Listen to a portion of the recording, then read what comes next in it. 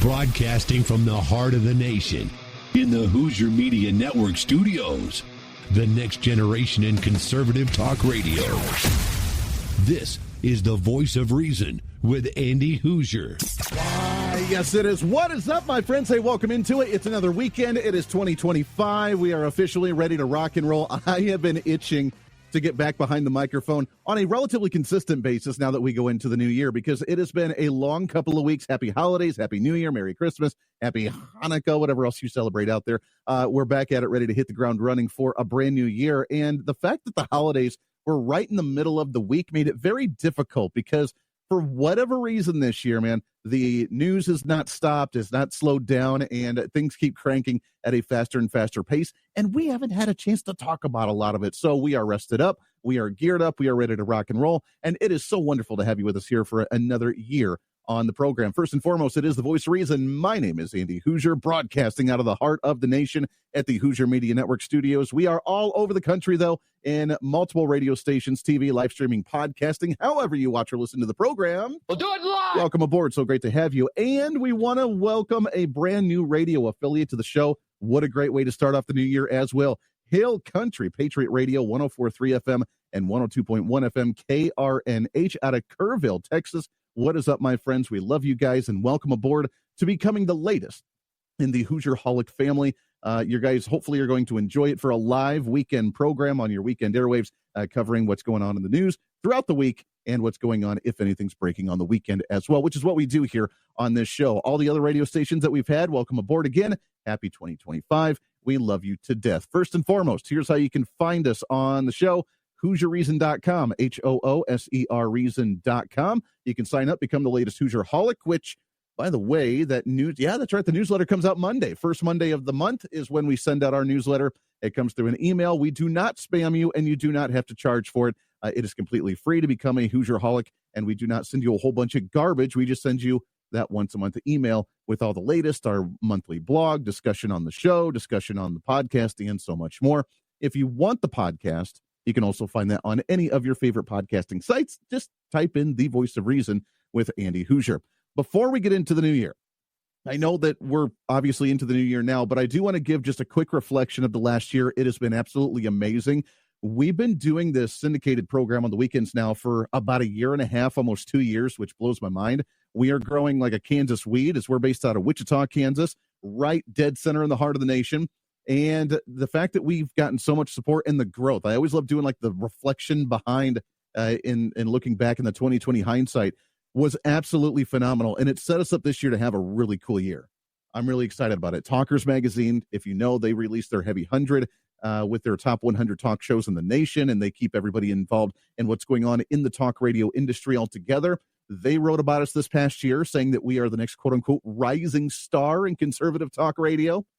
I don't know. I don't know if that's necessarily true, but it's an honor for them to even mention us and to bring that up. So that's really awesome. We love that. Our podcast has been dominating. Feedspot.com ranked us as the number one conservative talk radio podcast on their website in the top 30. And there's some really big names on that one too. So we're honored, and that sets us up for a really exciting year. So if you're new to the program, welcome aboard. Let's have some fun, man. You're not going to quite get the program right away because we're a little out there at times, but we like to have some fun, and hopefully you enjoy it as we go along. Bottom of the hour, we have Dr. Jon Newman. He is a senior fellow of the Mises Institute. We're going to talk about a outlook for 2025, what we can expect economically when it comes to the inflation, Donald Trump's tariff conversation that apparently has people freaking out. Oh, we're all going to start a trade war, right? Yeah. Not the case. So we'll break down all that, what we could look at with inflation, with taxes, with the economy, and with you getting back on track and having more stability in your life. We'll do that at the bottom of the hour. Chad Dower, producer down in Dallas, Texas, welcome aboard. And, of course, our executive producer, Trumpy Bear, that is sitting in studio with me each and every weekend. What a big week it was. I know that you've been trying to hang on to the holiday as long as possible before you start your long stretch without a holiday coming up this Monday, but that does not mean things have not hit the ground running already, because the drama, the chaos in Washington, D.C. has already begun. Friday, We saw Congress begin to convene, the freshmen, the elected officials from the past election officially taking office. They're back at it, ready to hit the ground running on Monday when we're going to see the certification of the Electoral College votes. Yeah, it's going to be great. That'll be really fun to watch Kamala Harris on that. We'll talk about that in just a minute. But we also saw the vote for the Speaker of the House, which leads us to our Week in Review. It's your Week in Review. And I am here just to, I want to talk about this in a couple different ways. I want to talk about the Republican side and then focus on the Democrat side, because there are two really important aspects that we need to take away from that Speaker of the House vote. Is there not? Hey, I think we need to focus on both sides for just a moment. Number one, Democrats really think that they're relevant this election, which they're really not. The people that are the most dangerous that can stop our own agenda is ourselves. And that happened in 2016. That's going to happen again this year. I'm feeling more optimistic this time than what I did in 2016. But that doesn't mean that we're still not going to have some of those rabble-rousers that are causing issues, which led to almost a disaster for the Speaker of the House vote on Friday. We did only have one vote. And that one vote did lead to Speaker Mike Johnson getting that vote again, but it could have been a lot worse. The tellers agree in their tallies that the total number of votes cast is 434, of which the Honorable Mike Johnson of the state of Louisiana has received 218. All right, now first and foremost, when the vote first took place, he got 218 at the end of the day, but before that, he only got 216. He was one vote shy. I believe he needed 217. Correct me if I'm wrong on that. 218, 217, but I believe it was 217 in order to actually win. So he could have only lost one. And at first, he didn't have them.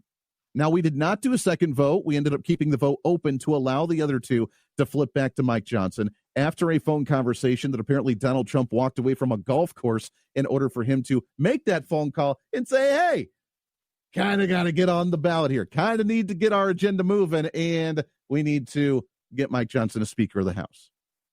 Now, in a party right now, when we are so focused on unity, the Trump agenda, the MAGA movement, look, I'm here to tell you, and for those that may be new to the program, I want to reassure you we're about as conservative as anybody can possibly be. I am a huge fan of Chip Roy. I am a major fan of Tom Massey. I am a huge fan of, I can't remember the other guy right now that voted against Donald Trump right out of the gate, but the three of them that walked away from Mike Johnson said that he was not conservative enough. And I will probably agree with you that he needs to polish and fine-tune his negotiating skills just a little bit. That continuing resolution that we saw right before the Christmas holiday break was an absolute disaster. The very first bill that came out, absolute disaster. It had continuing resolution means a resolution that continues doing what we're currently doing, nothing more. That's it. A continuing resolution, not, well, this is here, but then we're going to add a whole bunch of stuff on top. That's not what a CR is. So we first presented this bill that was a CR and then all of this special interest garbage on top of it. And Republicans just laughed at it and said, yeah, this ain't happening, man. Why are we waiting until the end of the day for us to ram through a bill that's completely unpopular? What are you doing? And Mike Johnson, unfortunately, had a part to say in the crafting of that continuing resolution. That being said, at the end of the day, we still didn't get the best bill, but we got something that was a little bit more reasonable. So could he do better in negotiation? Sure. I will be the first to admit that he has had one of the tougher jobs, only having a one-vote majority, so I give him a lot of leeway. And overall, looking at his past voting record as a Congress member before he became Speaker of the House, he was a very conservative guy. And listening to what he said after he got voted in as Speaker of the House, I feel very good about what we're expecting to do as a Republican Party and what this agenda may actually look like. Today, my friends, our nation is the envy of the world. Why? Because we have been marked by a spirit and a people who are explicitly that. We are explicitly American. We don't try to be like other nations, and we recognize that a strong America is good for the entire world.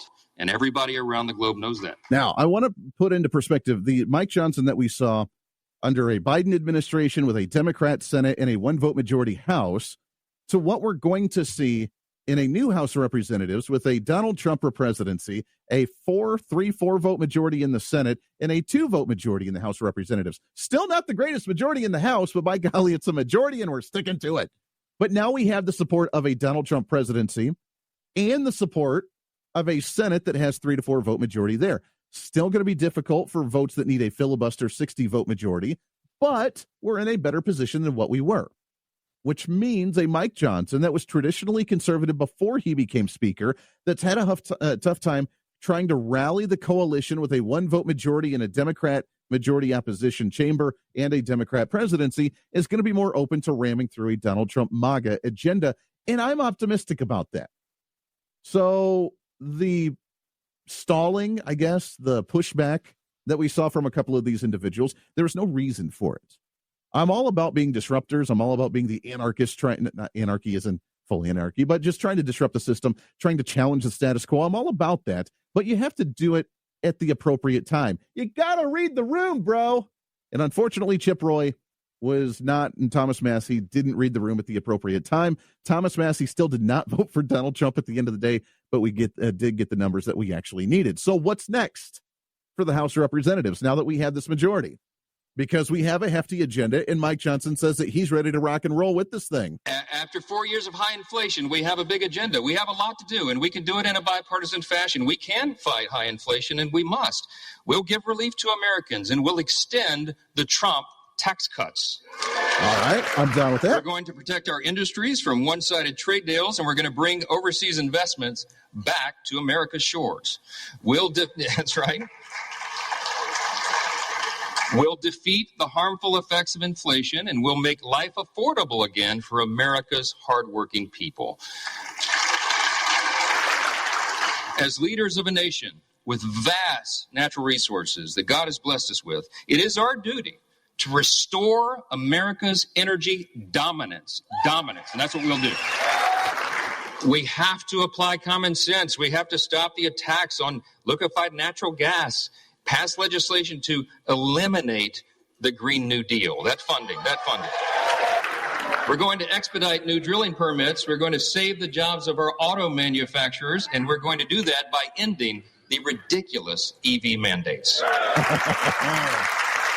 And as heirs to the American Revolution and the descendants of patriots who defied tyranny, in the coming months, we are going to pass legislation to roll back the totalitarian fourth branch of government known as the administrative state. I very rarely go into a new year as optimistic. I very rarely go into a new congressional session as optimistic as what I am right now. And the reason I say that is because not only with our majority that we have in both chambers, a Republican presidency, but the dialogue, the narrative that we're setting, the conversation that we're creating. For the longest time, Democrats, the mainstream media, the elites, the deep state, whatever you want to call them, they're the ones that set the narrative. They set the talking points. They set the conversation. They're the ones that decided what Congress needed to be focused on at that time. And we're not doing that this time. We're going into a new year with a new Speaker of the House, a new Senate Majority Leader that's not going to be Mr. Squirrel Cheeks himself, Mitch McConnell. And it's not, and then we have Donald Trump that are going to be working together to set the tone and say, this is what we need to focus on. This is going to be the priority of the day. Let's get her done. And I'm excited to hear something. I'm excited to hear that agenda. I'm excited to actually see action on these and the dialogue that we're talking about, actually publicly calling the deep state out as the tyrannical section parallel government that we have in society. We've never heard that from elected officials. I'm excited for it. We got lots more to get to here on your weekend edition of The Voice of Reason. Stay here. This is The Voice of Reason with Andy Hoosier.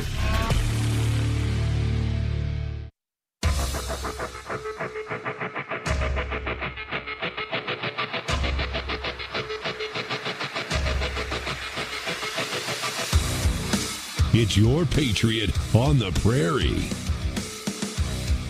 This is The Voice of Reason with Andy Hoosier.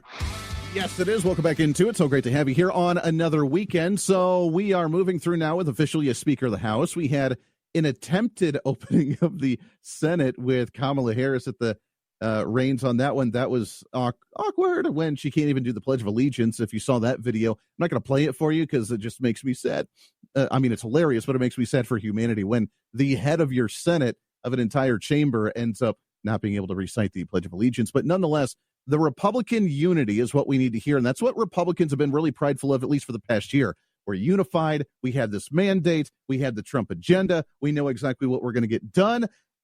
And then we didn't quite see the unity that we needed to for the voting of the Speaker of the House. Look, I'm all about disruption and challenging the status quo. Who could you have to be a better speaker?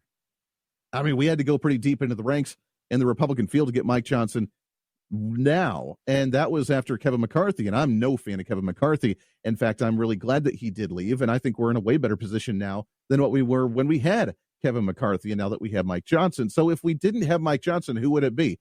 Let's be honest. I mean, I'm as conservative as we can be. I'm also a realist. You're not going to get the vast majority of the rhino, a little bit middle of the road Republican caucus to work with someone like a Chip Roy. I would love that. That's awesome. Not realistic. So we have to be able to move now Mike Johnson to the right, which I think is going to be easy to do, to work a lot with Donald Trump. But the narrative that we're setting is really good. The tone we're setting is pretty amazing to listen to, exactly what we're going to focus on, and us setting the tone of exactly what's going to get done. We also recognize that the core principles that made America what we are must still be preserved today. The principles, I call them the 7 core principles of American conservatism, but it's really the 7 core principles of the nation itself. Individual freedom, limited government, the rule of law, peace through strength, fiscal responsibility, free markets, human dignity. These are the ingredients, the things that made us who we are. And in America, we know that human flourishing is best achieved by adherence to time-tested truths. We could list a number of those simple truths. Here's a couple. It's better to give a hand up than a hand out. That innovation thrives when bureaucracy dies.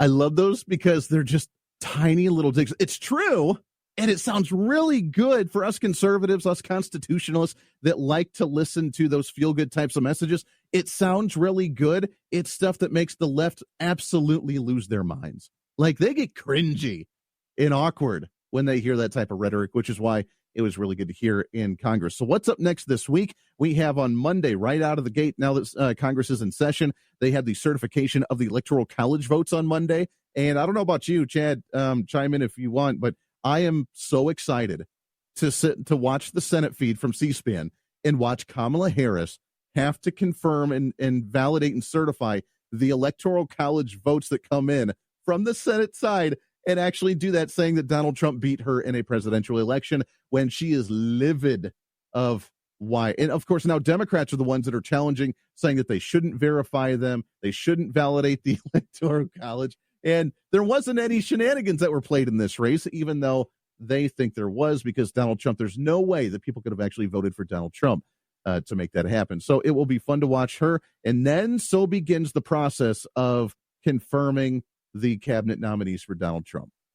And that is going to be a battle in itself. Pop the popcorn, get ready, because that will be a challenge. They are going to go deep into the weeds, and I really hope this does not take long. I hope that most of them, even the controversial ones, Bobby Kennedy and I don't know, Tulsi Gabbard and Pete Hegseth, I really hope that there's not a lot of a pushback on these, that we can confirm them and hit the ground running, because it sounds like day one, man, we are going to see all the craziness happen with the Trump administration, with the largest mass deportation, reversing a lot of executive orders, and getting ready for this, what the first 100 days, first 30 days, first 10 days could look like in a new Trump administration. So the next couple of weeks are going to get hectic.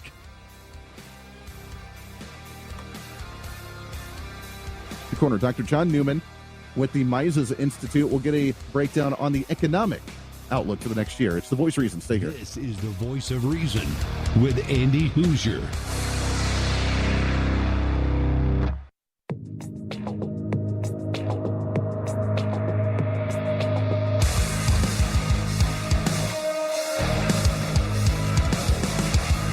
Truth, reason, and common sense. This is the Voice of Reason with Andy Hoosier. This is a powerful new coalition of our country. It's a coalition that insists that we purge the policies of America last and we bury them in the graveyard of history's mistakes, because it was a big mistake. To that end, this Congress will renounce the status quo and we will listen to the voices of the people. We will act quickly, and we will start by defending our nation's borders. That's the number one priority. Wild concept. Wild concept. In coordination with President Trump, this Congress will give our border and immigration enforcement agents the resources that they need to do their job. We will secure the border. We will deport dangerous, criminal, illegal aliens, and finally finish building the border wall. Yeah, well, you know what? I can't wait to see. Again, the action has been set. The mandate has been declared by the Republicans now that Congress is officially in session. We have a Speaker of the House, and we can hit the ground running with a very hefty agenda, and we can only hope that we can get as much of this done as possible. Let's get into our What's Trending. Let's go to the Hoosier Media Hotline. Yeah, really happy to have on the program to talk about an outlook of what we could see in 2025, not just for, obviously, the border, the crime, and everything, but the economy getting back on track, the scary concept of tariffs that Donald Trump says is now his new favorite word in the English language, and what we could see economically. Can we see some more stability in the economy moving forward? Really happy to have on the program. He is a fellow at the Mises Institute. Really happy to have on here Dr. Jonathan Newman. John, how are you, my friend? Hey, thanks for having me. I'm doing well. How are you doing? Hey, doing great. Happy New Year to you. Appreciate you jumping on with us. Are we more encouraged, more optimistic economically this year? I know we're talking about the extension of the Trump tax cuts. We have more tax cuts that Donald Trump at least threw out during the campaign. We're going after with the Doge department, cutting government spending, trying to bring down inflation. Are we more optimistic now than what we have been in a while, do you think? Well, I'll start with the things that make me most optimistic. The thing that makes me most optimistic is the Doge, the Department of Government Efficiency. I'm not quite sure how successful they will be in actually eliminating government programs, eliminating agencies, decreasing the size and scope of the government. But one thing that is already clear is that they have been successful in changing the narrative. You were talking about that in your previous segment, how you're encouraged by the change in the rhetoric, change in the narrative, and people are actually talking about eliminating programs, eliminating whole agencies even, and streamlining the government. So I'm a little worried that they might not be as effective in actually doing what they promise. Like I don't think we're going to see a $2 trillion decrease in the size of government spending. But I mean, we will probably get some wins, some success there. But the main win, I think, is going to be in the narrative side. It is actually getting people to talk about, do we actually need a Department of Education? Do we need all of these IRS agents that are going after American citizens? Do we need the government to be involved in every little thing that's going on inside of the U.S.? And so I think that narrative shift is the real win. That is a great win, at least changing that narrative to have the conversation. I have not heard people talk about the concept of federalism more than what I have in the last, couple of weeks, couple of months since the election, with the idea of federalism, bringing that power back to the state level. Like you said, I mean, the Department of Education potentially getting rid of, we'll see if it happens or not, and allowing states to make that decision. That's good news. Now it's the action upon those words, which is the next big step on this one. You mentioned Doge. You're right. I like the fact that we could see this cut, but I mean, we started off the end of the year even a little rocky. We had the continuing resolution we wanted to extend until March. That included a lot more spending than what we probably should have, even with the final bill. I mean, the first one was ridiculous because we had all this money in there that we didn't even know what it was going towards. It was another, kind of porculous type of bill. But we didn't get off to the right start even out of the gate, have we? I mean, this new CR bill is more spending right now. That's a great point. That's why I'm not as optimistic as I could be or would be absent what I see in Congress. So what I see in Congress is it's a bunch of politicians who are okay with doing things in the same way. I'm not too optimistic about Congress actually taking the recommendations of Doge and eliminating agencies, eliminating programs, eliminating government spending. It seems like their incentives haven't really changed, except for the fact that now there is this public discussion. There is more public outcry against the existence of some of these programs and agencies. So, but that's going to be a longer term sort of process. I think in the short run, over the next year, next 2 years, although I'd like to see a huge decrease in the size of the government, I'm not too optimistic on that front. I think the wins that we're going to see, the big wins that we'll see, are going to be the ones that happen long term as this narrative is changing. Yeah. Do you think, and I have to ask you, regarding the last continuing resolution especially, and does that set a precedent moving forward Apparently, Donald Trump was the one that had asked for in that CR to have the debt ceiling removed for the next 2 years. Why? If we're trying to cut spending, if we're putting in this DOGE department, if we want to see potentially up to $2 trillion cut, which I would love to see, and departments and agencies disappear, which, whether it happens or not, is another conversation. But if we're looking at that mindset, why would we want to have an administration have an unlimited credit card with no debt ceiling when we're, as the conservatives, we've been the ones that have been very critical of Democrats wanting an unlimited credit card, knowing that they would completely inflate things more so than what they already have? Why would we want that for ourselves? That's an excellent question. And unfortunately, I don't really have an answer for you, except that this might cast some doubt on whether or not Trump is actually going to deliver on the agenda that he promised. If he's actually calling for, removal of the debt ceiling, even though my opinion on the whole debt ceiling thing is that it really just causes like this big drama, this big theater show to pop up every now and then once they actually do hit this debt ceiling, and anything that might occur, like a government shutdown as a result of that, it's temporary, it's tiny, it's not a true government shutdown. It's just this some pause in some programs and some things that the government does, and so there's really no effect. There's really no consequence there.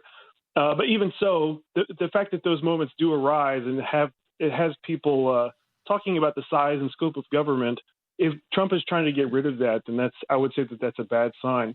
But if I may, I want to share with your viewers. You mentioned I'm from the Mises Institute. One thing that we talk about at the Mises Institute, we're all about educating people about Austrian economics. In the Austrian view, inflation comes from the Federal Reserve. The Federal Reserve is a ready buyer of the government's debt, which means that one thing that has to happen for the Federal Reserve to increase the money supply and cause prices to go up is that the government has to be indebted. And they sell the debt to primary dealers, and then the primary dealers sell the debt to the Federal Reserve. The Federal Reserve buys that debt with newly printed money. So what it actually is, what monetary inflation is it's a tax on American citizens. When the government goes in debt and when the Federal Reserve buys it, they're increasing the supply of money, decreasing our purchasing power, and they're causing resources to flow away from American citizens and towards the government. And that's the hidden, subtle inflation tax that we should all be worried about, and we should all understand that is what is happening. It's not capitalism. It's not corporate greed that's causing inflation. It's really an act of the government. Well, it really is. When the government's spending 120% of the GDP, when we actually used to pass a normal federal budget, we used to cap it and say government couldn't spend more than 18 to 20% of the federal budget. When you take it out of a private sector, that invisible hand of Adam Smith essentially is irrelevant because the government's controlling everything. It's no longer an invisible hand. You have complete control of the economy through the federal government, which leads to the next question. Can we work to get back to that? We've talked about whether we can cut the spending, we can get the agencies back on track, but can we bring back a true, pure, capitalistic, free market, laissez-faire type of society again? I think we can make some moves in that direction, although actually getting to something that's more like a pure free market economy, that would require a very drastic change in society, very drastic change in our culture, very drastic change in government across the board. So like that sort of thing would require like a huge change. But of course, we can make moves in the right direction. We can decrease taxes. We can decrease spending. We can eliminate agencies. We can go back to private property, enforcement of contracts. There are even some things that we can do to even go towards the right direction in terms of money, and get rid of the Fed's monopoly over the printing of the U.S. dollar and manipulation of the money supply. And so like some things that we can do along those lines is allow currency competition, or make it so that the Federal Reserve can't buy assets, or we can do all sorts of limiting things. We can remove things. We can eliminate things. I would love to see the Fed eliminated, and all of those sorts of things. Although if we're trying to get to like a pure free market economy tomorrow, that would be impossible. That would require a huge change in the preferences and values of individuals across the country. But of course, we can get these small wins. We can take these small steps in the right direction. Yeah, you're right. The hard part is, and I guess this is where the frustration is for a lot of people, is that when Republicans and conservatives do the small baby steps, we do the small baby steps, and then the next time we lose power, the pendulum swings politically again. Democrats come back in charge. They do everything. They grow size of government. They reverse everything that we've done. And then when they lose power, Republicans have always gotten scared. We're scared of our shadow, scared of what Democrats are going to do to us, and that they reverse all of ours. They set this new starting point for themselves because we've never reversed their policies, and then they continue on with theirs, and we have to play catch up at the end of the day. And I'm hoping, and we got to take a break here, so when we come back, I want to ask you this question. Do you think that maybe with the narrative change, the conversation change that's happening right now, that we've grown strong enough to actually do the tough things that we need to do, like what you just mentioned, slowly steering that ship a different direction, but doing it in a way to where when we lose power, we're not going to lose that entire progress and then have to start all over and hit the reset button again because Democrats just continue on with their agenda. That's the frustration. We'll do that when we come back. Right around the corner is Dr. Jon Newman. Looking at the economy, can we actually see a free market, laissez-faire capitalist society back in the United States? Got lots more to get to. Stay here. This is the Voice of Reason with Andy Hoosier.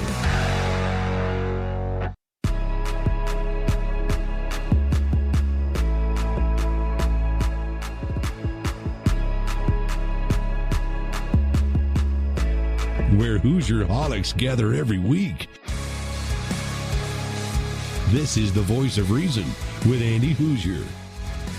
I'm excited for the DOJ commission that was created. Now, Pierce, it's a little frustrating to me at times to have this DOJ commission, but I'm so excited to have Vivek Ramaswamy and Elon Musk heading it up because they are powerful voices in America. And it's frustrating because, having this oversight and accountability and looking into the spending of tax dollars and all of these federal agencies, well, we used to call that Congress. But apparently, since Congress isn't doing that, we need. I agree. I think Elon and Vivek. There it is. That was Congressman Lauren Boebert from the state of Colorado on Pierce Morgan. I'm surprised. Pierce Morgan, has he been red-pilled just a little bit? I don't know. I don't watch him, obviously, a whole lot. But the comments that I see on social media, he seems to be actually having a little bit more common sense.